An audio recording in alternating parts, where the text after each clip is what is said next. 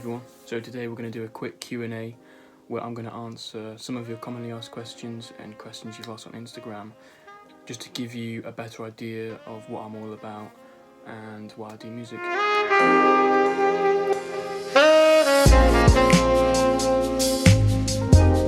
Well, it makes me feel great, calms my mind, and I just want to share that to the world.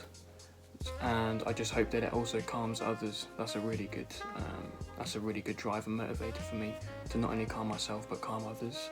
And so another one is also you guys, you know, all of the DMs that say, oh, it really helped me today, really helped me get through the week, or really chilled me out through a stressful time. You know, that spurs me on to make even more music and try to make the most calm track I possibly can. You know, that is my why, that is why I do it.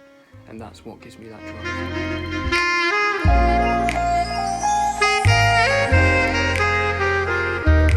Knowledge, Masego, and FKJ.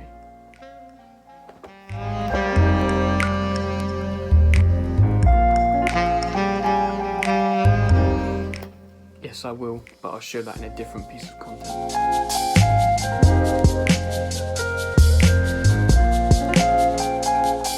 Yes, I did, and my favourite track is Manuel.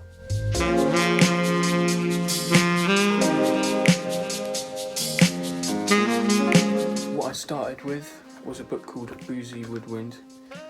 It was book 1, however, this is book 2, and that teaches you where to place your fingers on the saxophone for each note, the breathing exercises, embouchure, you know, all the way from like the beginning.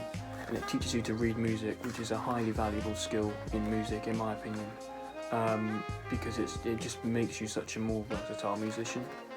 And then once you work your way up the books, you can get more complex books like this, Jazz Paraphrase. And what that does is it helps you build dexterity in different keys, and helps you learn fast passages, and helps you read fast passages. So that is incredibly helpful and makes you incredibly versatile. So yeah, do that, and then do learn scales, transcribe, and then you should be good. I'll also put the links of both of these in the description below.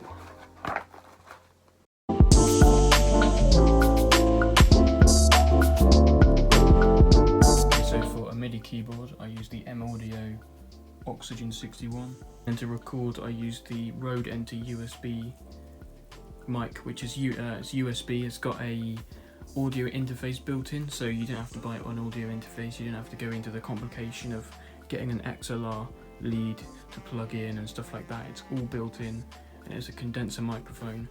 You cannot get a better quality mic for the money, and just everything's built in, you know, like it's such good value, and it's set me well for 4 years, you know, and I've made songs that have done really well with it. So I highly recommend, if you're just starting out recording, I highly recommend this. Rode as well. Rode are probably one of the main leaders in studio microphones, and they've just made this for people who just want to record. You can take it everywhere, you know, you can pack it up in your bag, take it on holiday, start recording there.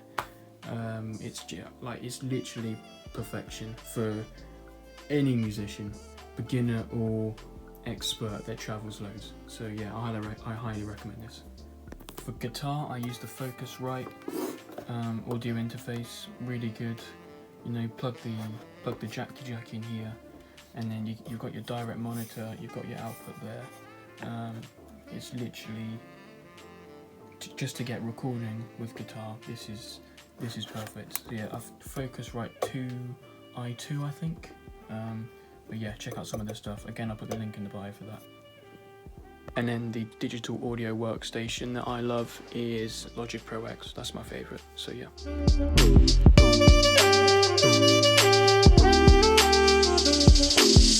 I was 9 years old when I first started playing saxophone. I used I think it was a Alto YS280, which is probably one of the leading Yamaha altos for beginners. I'll put that in the description below, as well as some other cheaper versions which are less heard of but just do the exact same job. And the two pieces of advice I would give you are: mix your practice with ear training and music reading. Reading music again I found it just helped me so much, and just training your ear to hear different notes, different sounds, different chords and different tunes. Learn tunes by ear. That's a really good skill as well.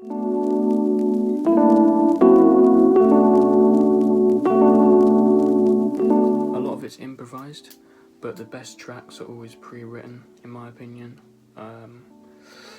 A lot of the time I'll just sort of improvise through, see what sounds nice, and then just sort of cut that, and then just make that into a melody, design the melody with what I've improvised with. But most of the time the best melodies and the most memorable ones are the ones you've pre-written and really thought about. So yeah, in my opinion it's good to mix the two, so that one's more pure, so that you get more pure improvised stuff from what you're feeling, and then the other side is more strict and probably more memorable for your listener. Yeah. So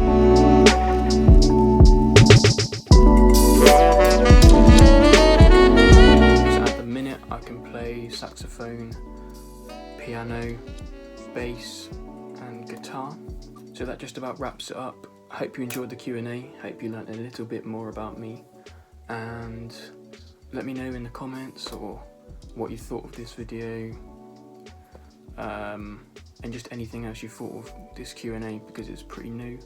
It's probably the first time you've heard my voice before, so yeah, just let me know and I'll see you guys later.